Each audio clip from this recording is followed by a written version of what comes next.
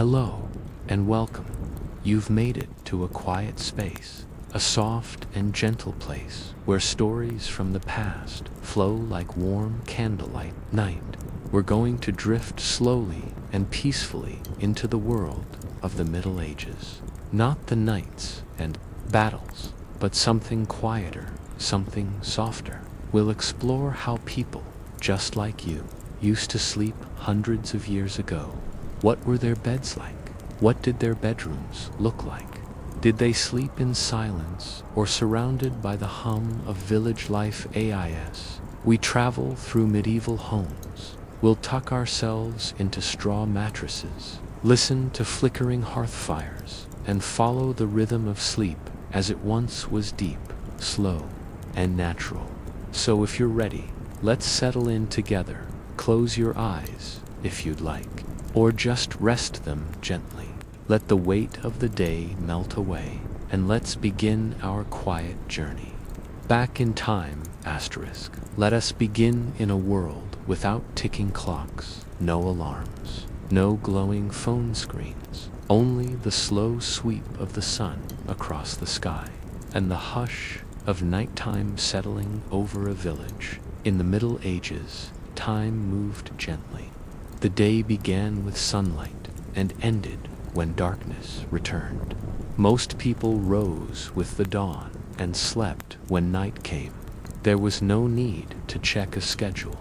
Life was guided by nature, the crow of the rooster, the bells of a nearby monastery, or the simple turning of the stars overhead. It was a life attuned to the earth. And sleep followed that same quiet rhythm. Imagine, if you will, a humble cottage on the edge of a small medieval village. The roof is made of thatch, thick and warm, and the walls are timber and wattle sticks packed with clay and straw inside. The hearth glows softly. A fire crackles, faint and orange, in one corner. A bed rests against the wall, but it's not quite like the beds we know today. Beds in the Middle Ages came in many shapes and sizes. For the rich, a large wooden frame, solid oak or walnut, was covered with embroidered sheets and canopies of thick fabric to hold warmth in and keep bugs out. These were grand beds, often carved and passed down through generations. But for most people, beds were simple.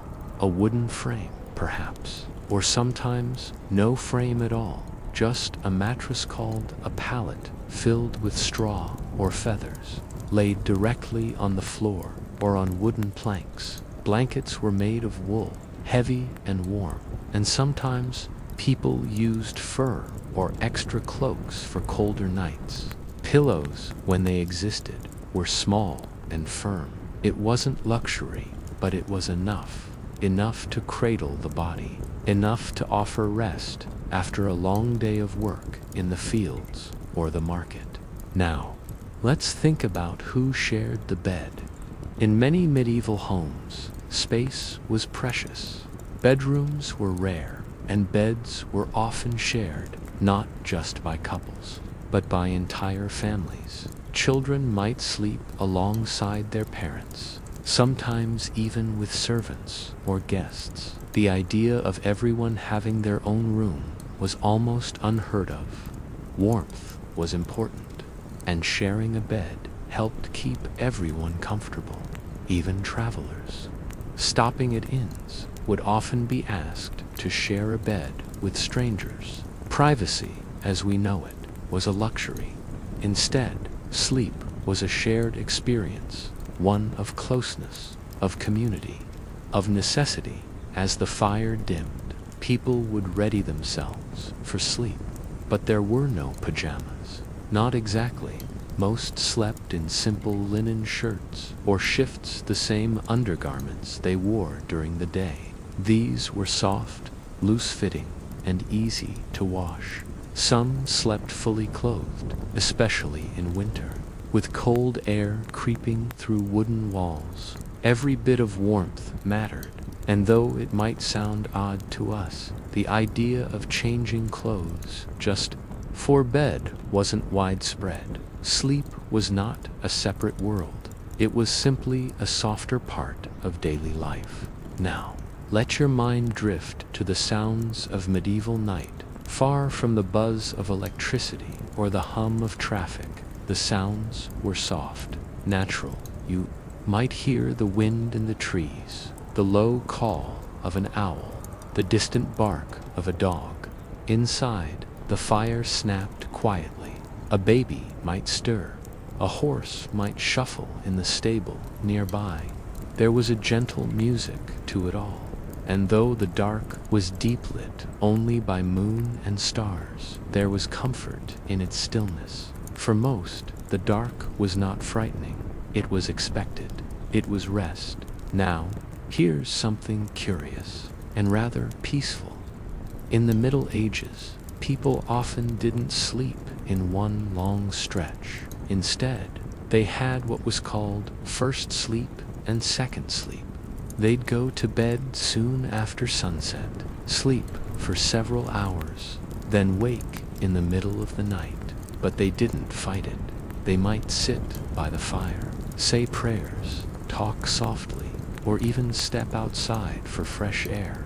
Then, after an hour or so, they'd return to bed and drift into second sleep.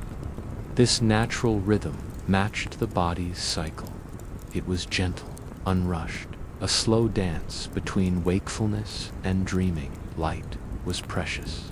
There was no flick of a switch on the candles, oil lamps, or the fading glow of the hearth. Some wealthier families had metal or glass candle holders.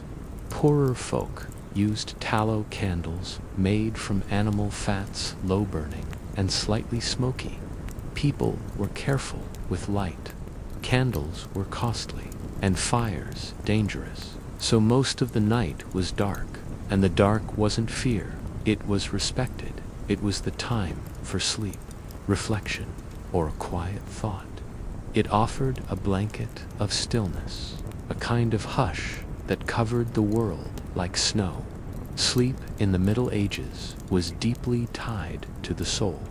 People believed dreams had meaning, that they could offer messages, warnings, or visions.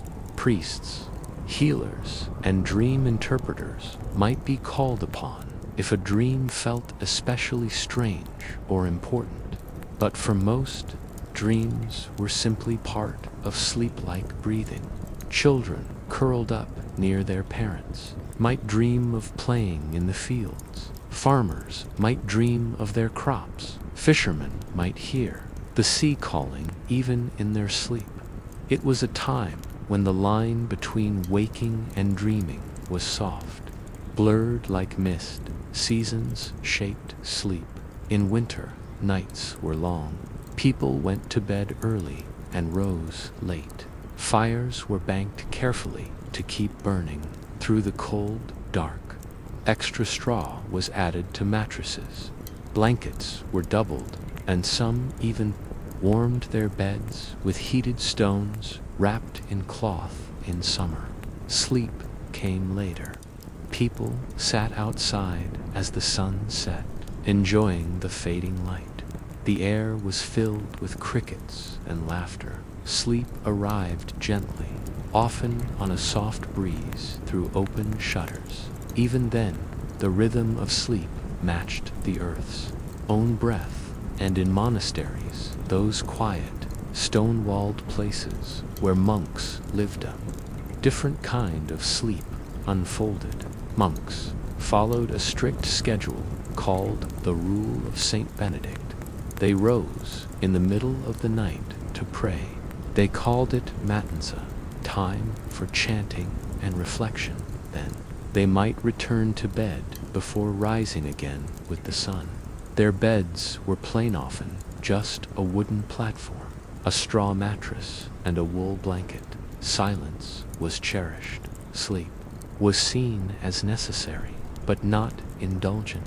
It was a time to restore the body for prayer and work. Even in sleep, their world was quiet, calm, and sacred. In grander homes, castles, and manor houses, sleep had its own customs. Lords and ladies had separate chambers.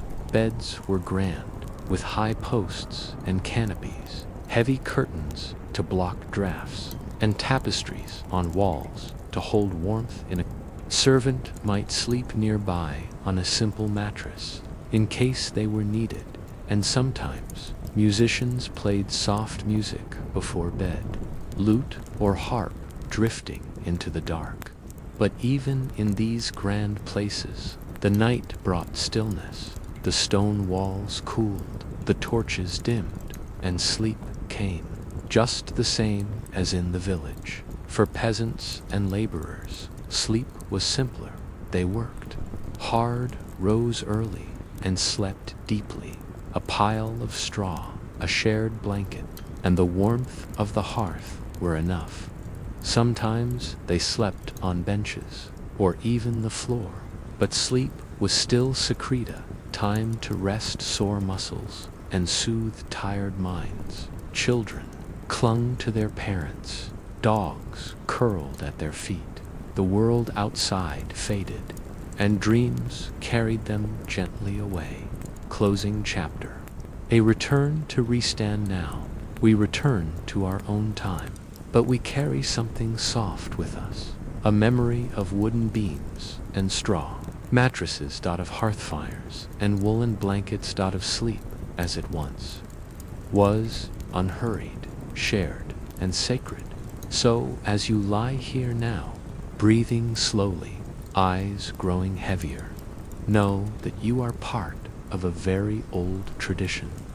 People have always needed rest, always sought warmth, comfort, and peace.